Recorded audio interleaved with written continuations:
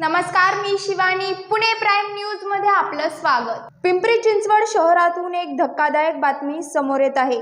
सासरच्या लोकांनी अपहरण करत महिलेला इंजेक्शन देऊन मारहाण केल्याची घटना घडली आहे.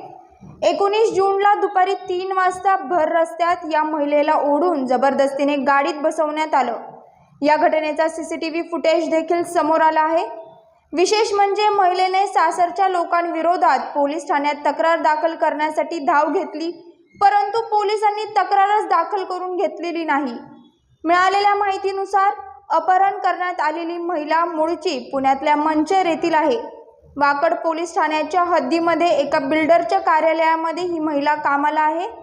महिलेच्या सासरकडची लोक तिच्या कार्यालयाजवळ आले आणि त्यांनी तिचे अपहरण केले.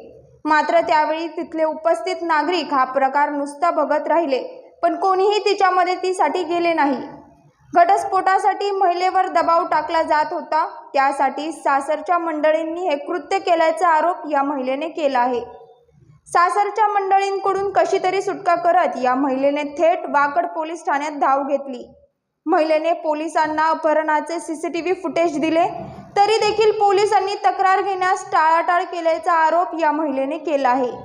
महिलांच्या छळवणूक प्रकरणी कोणत्याही प्रकारची तक्रार आल्यास ती तत्काळ दाखल करण्याचे गृह विभागाने आदेश दिलेले असताना देखील वाकड पोलीस एवढ्या गंभीर प्रकरणी तक्रार घेण्यास टाळाटाळ का करतंय, असा सवाल उपस्थित केला जात आहे.